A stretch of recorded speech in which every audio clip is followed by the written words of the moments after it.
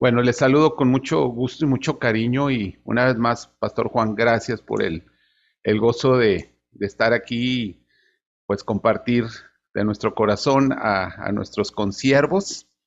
Y quiero contarles una historia que es real, es verídica, la vivió un amigo mío, un pastor, que visitó a la iglesia subterránea en China, la iglesia perseguida. Y son iglesias muy pequeñas, como células donde el pastor y los miembros siempre se mueven en un perfil muy discreto y siempre hay el peligro de ser infiltrados por algún espía del gobierno.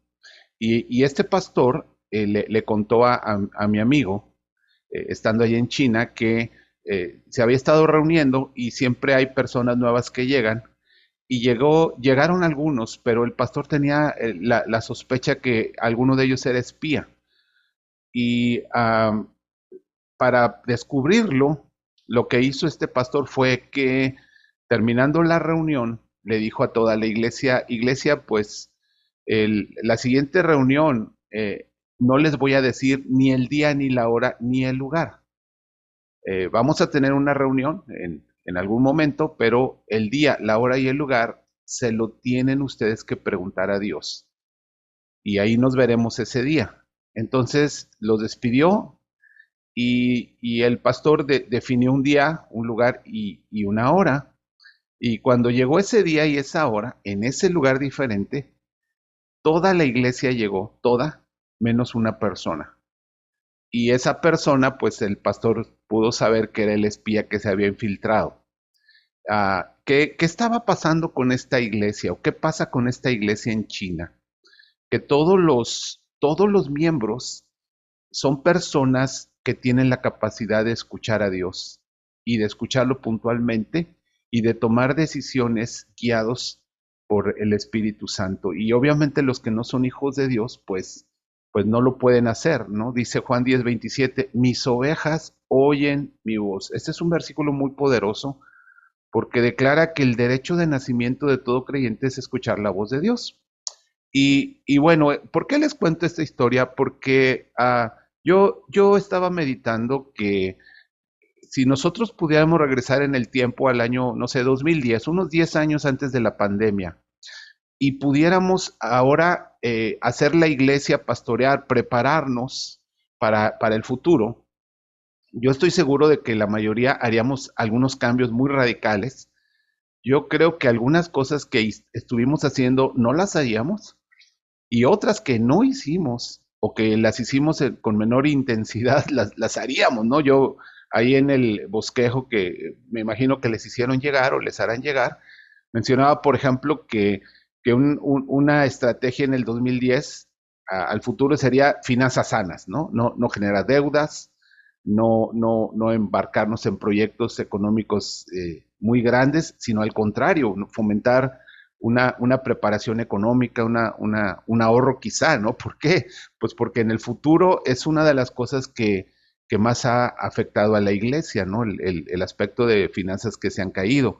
O, por ejemplo, otro enfoque que seguramente cambiaríamos sería el cómo disipular a los creyentes para hacerlos muchísimo más comprometidos, más maduros, porque eso les va a sostener cuando vienen los cambios y todas las cosas que nos han golpeado, ¿no? Entonces, un discipulado más eficaz, más maduro, con creyentes firmes en el Señor. Y yo creo que eh, algo que estaríamos haciendo sería el empezar a explorar el mundo de las redes sociales, ¿verdad? Y el transmitir en línea y el aprender a usar un micro y cosas que a muchos pastores pues ha sido un reto en esta nueva etapa. Entonces, creo que Dios, en su amor y en su gracia, nos da oportunidades de anticipar hacia el futuro al que nos dirigimos, aunque no sabemos exactamente el futuro, voy a decir, muy puntual de la iglesia, en qué escenario va a estar y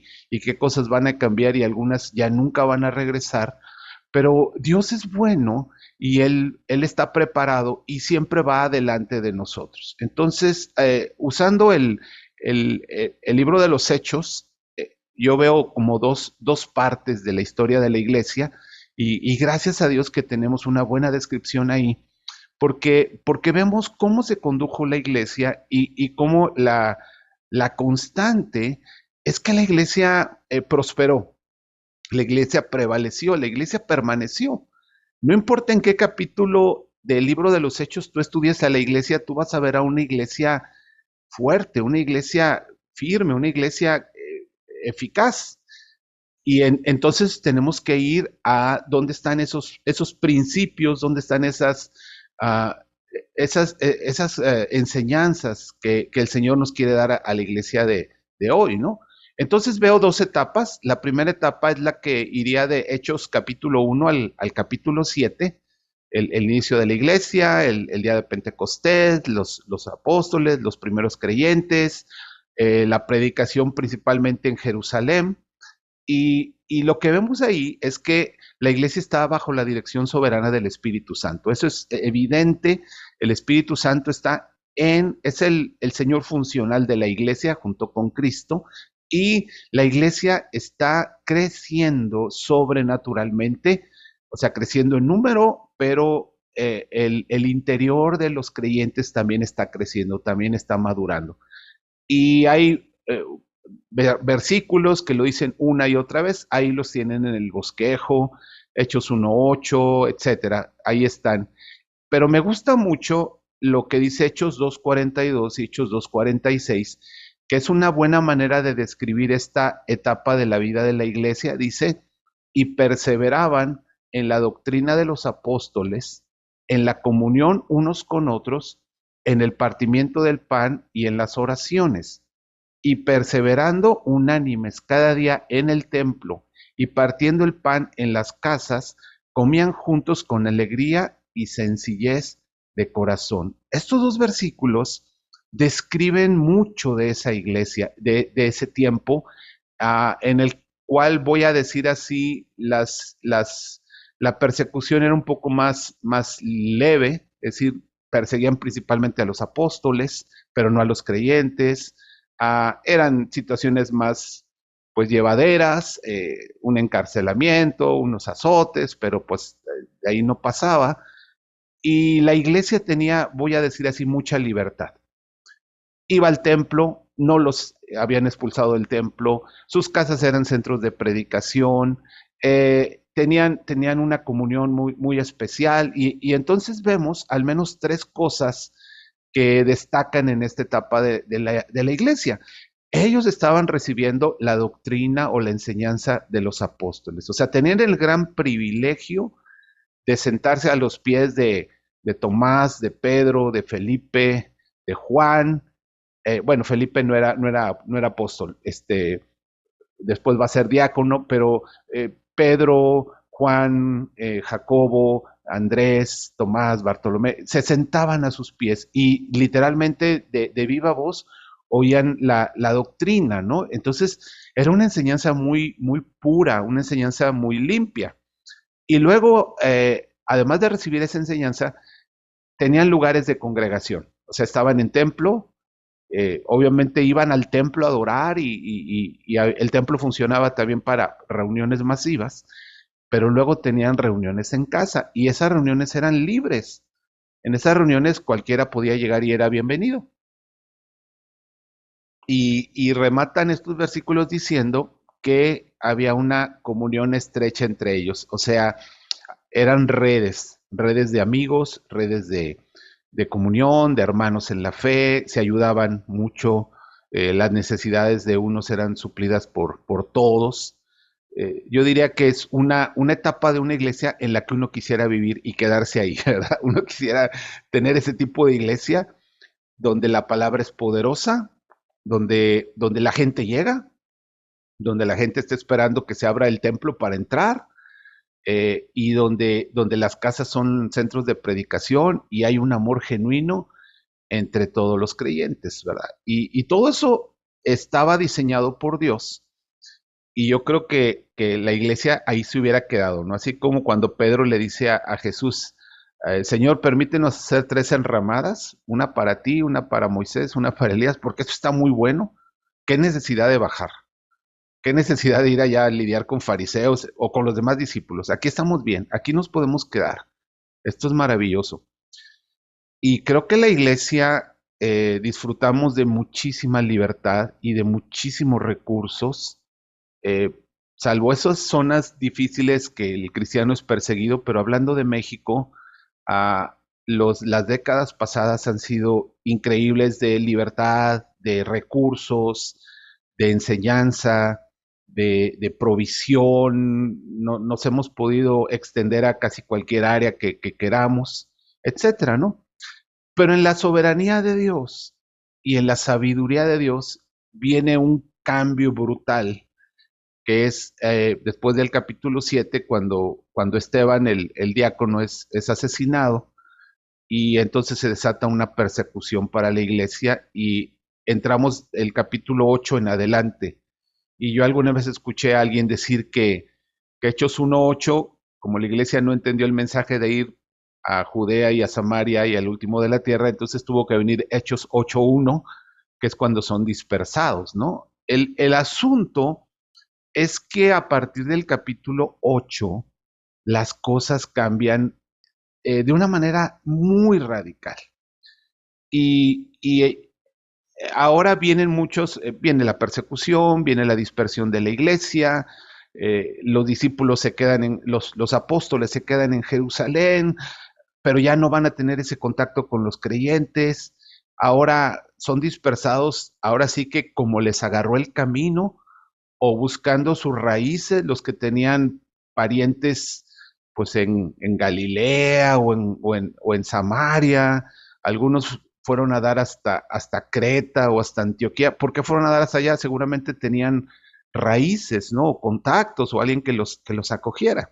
Pero entonces la iglesia es dispersada, es perseguida, es seccionada, es desconectada de su liderazgo, pero maravillosamente sigue siendo una iglesia bajo la dirección sobrenatural del Espíritu Santo. Esto se me hace muy fuerte y de hecho yo lo conecto con lo que nos acaba de compartir el pastor Juan. O sea, cómo el Espíritu Santo te puede pastorear en la tribulación y en el quebrantamiento y sigue teniendo control y hace que haya muchísimo más fruto. Que no te quedes en el dolor y en la tragedia, sino que salga algo muy glorioso de eso. Es lo que hizo el Espíritu Santo con la iglesia cristiana después del capítulo 8. Siguió siendo el Señor sobrenaturalmente dirigiendo a la iglesia y la iglesia siguió creciendo.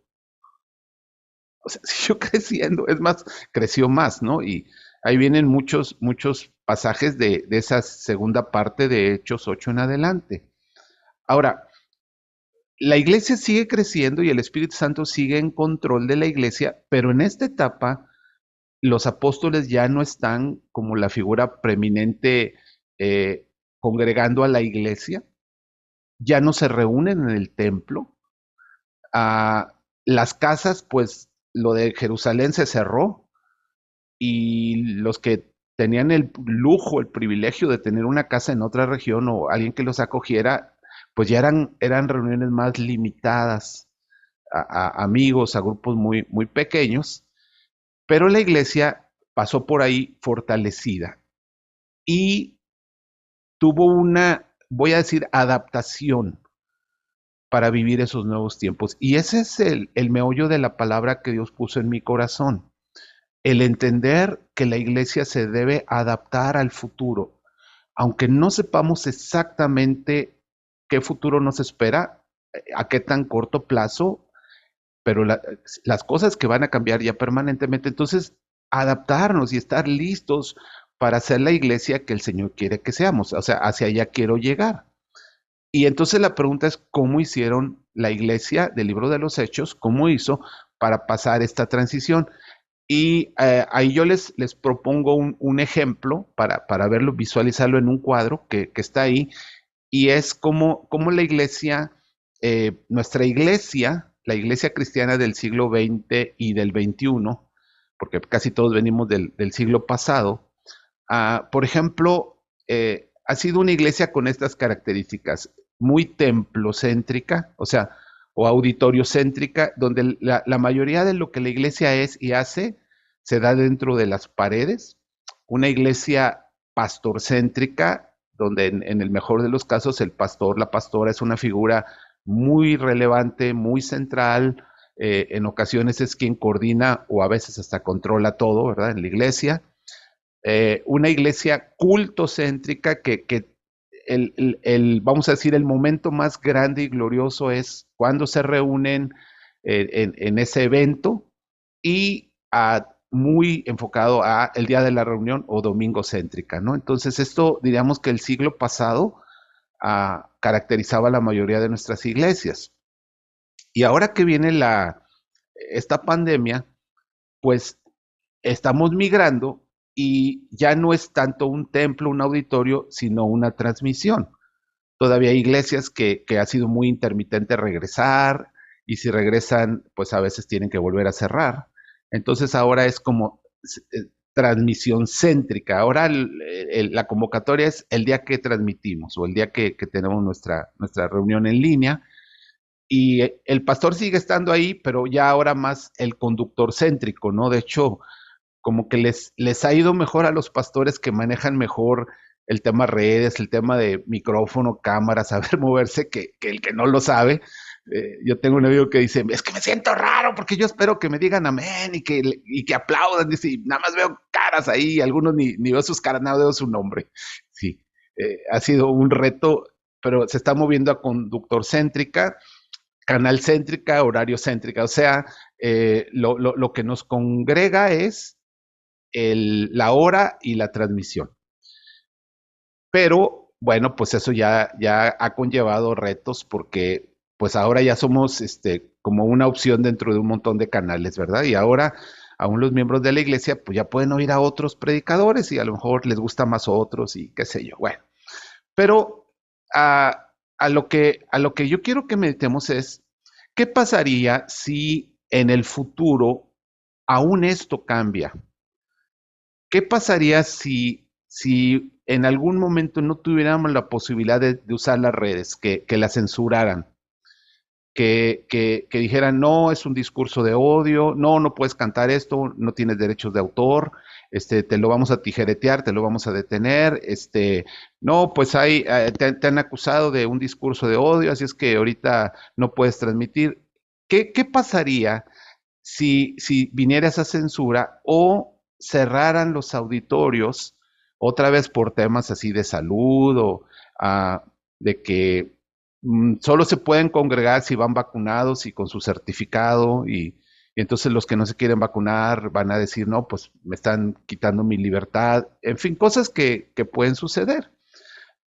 Y entonces ya los pastores ya no tenemos el acceso a la gente, ya no le podemos estar discipulando así directamente. Bueno, esta es la parte importante a lo que yo les quiero llevar.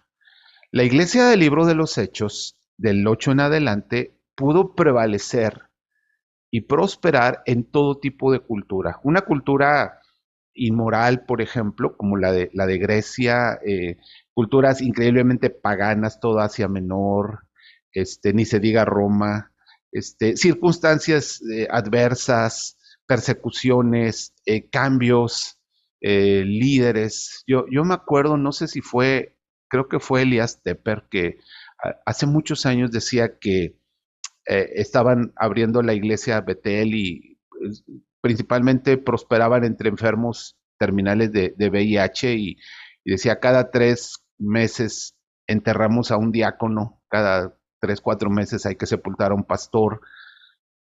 Y la iglesia del libro de los Hechos pues está en persecución y los líderes están siendo perseguidos y encarcelados y algunos muertos, ¿no?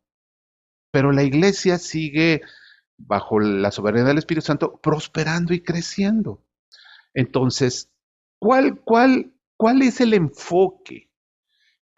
Esto es como, no es como cambiar de visión o como la visión personal de cada iglesia o como lo que a mí Dios me ha mandado a hacer, pero hay principios de fondo que tenemos que mantener y yo diría enfocarnos, porque quizá dentro de 10 años, digamos, valió la pena haberme preparado, valió la pena haberme enfocado en esto, porque ahora que no podemos transmitir y ahora que no podemos hacer un discipulado cercano y ahora que los creyentes ya no tienen tanto acceso a la escritura o no la pueden citar o usar, pero seguimos siendo una iglesia fuerte y gloriosa. Y hay tres enfoques que yo les propongo, les comparto.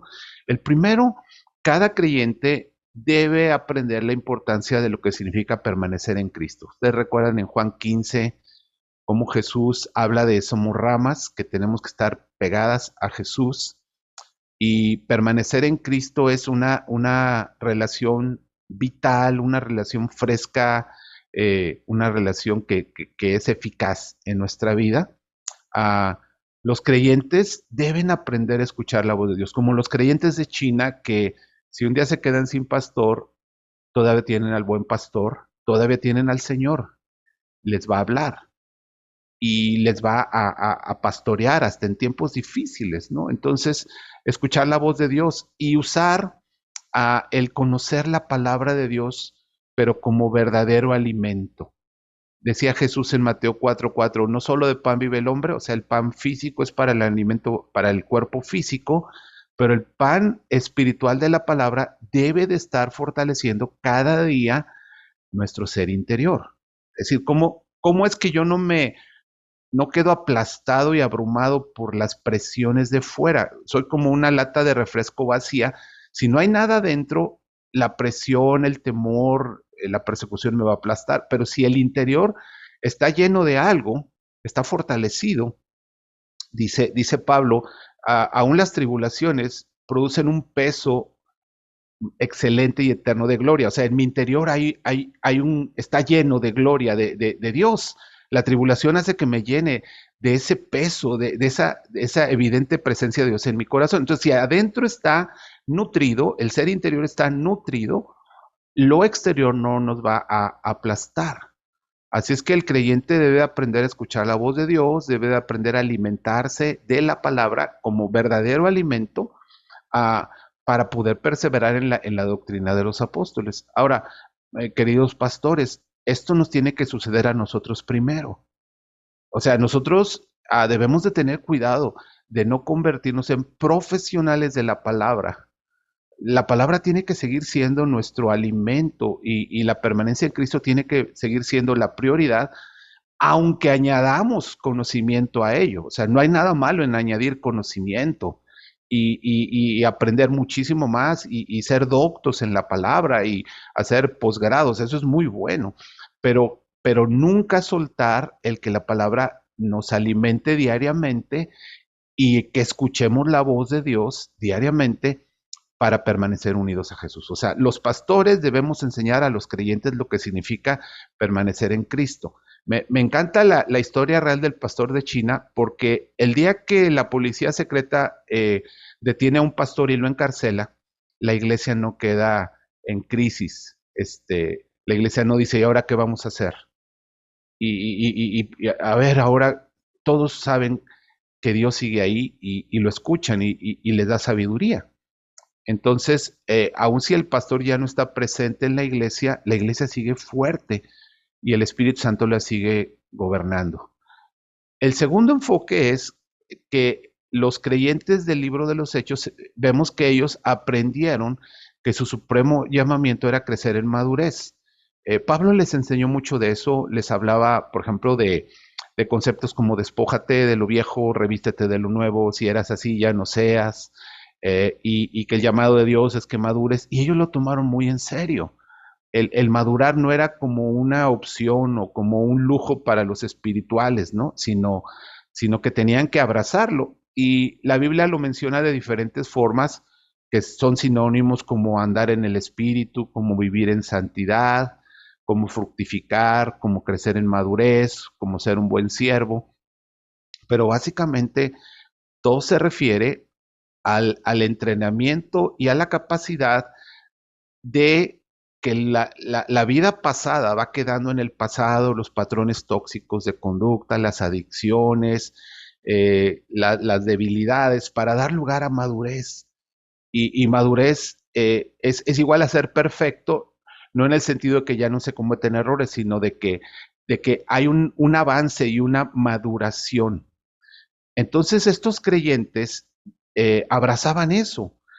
Para ellos hacerse cristiano era un compromiso con una nueva manera de vivir y es algo en lo que nos tenemos que enfocar porque el creyente de la década pasada le enseñamos un poquito más a ser consumidor, le enseñamos un poquito más a ser oyente pasivo, a que haya una gran masa ahí nada más y unos poquitos que destacan son los que llegan a ser servidores y líderes y los comprometidos, pero el gigante se quedó dormido, ¿no? Entonces, cada pastor debemos obedecer el llamado de Jesús de ayudar a los creyentes a madurar. Recuerden que el ministerio pastoral dice a fin de perfeccionar a los santos para la obra del ministerio. Entonces, ayudar a los creyentes a madurar, ser muy intencionales en que ellos maduren, que dejen atrás los patrones pecaminosos y que aprendan una nueva manera de vivir.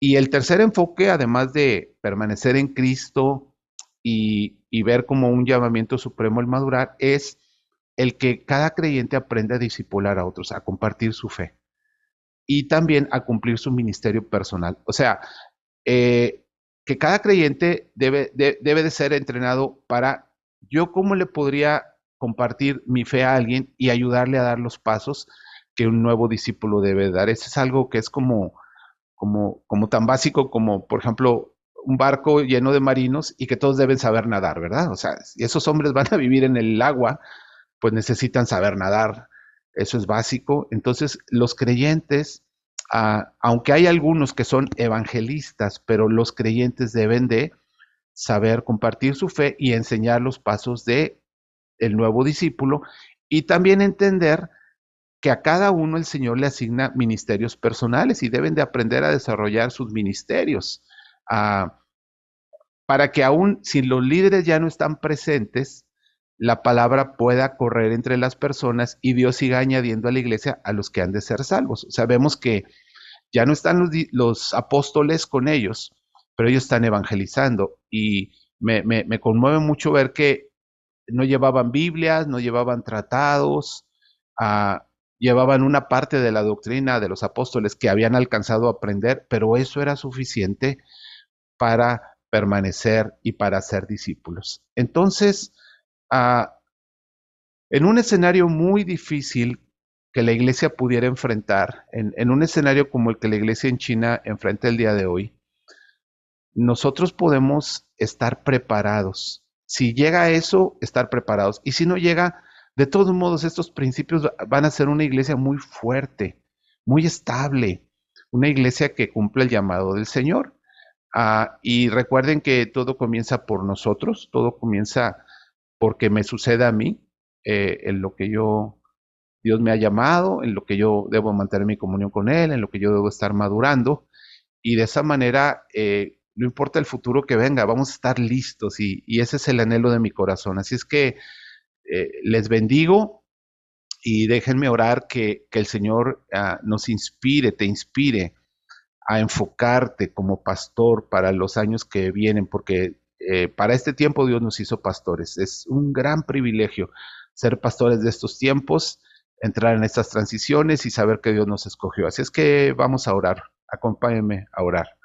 Señor, gracias por esta mañana especial de enseñanza y de comunión y gracias por todas las palabras que nos estás hablando y nos vas a seguir hablando y gracias por amar a tu iglesia y porque nunca la has abandonado y vemos cómo el libro de los Hechos tiene una parte y luego otra y esa otra es más grande y yo diría más gloriosa todavía porque tú sigues siendo el Señor de la iglesia y sigues obrando sobrenaturalmente y trayendo a los que has de salvar.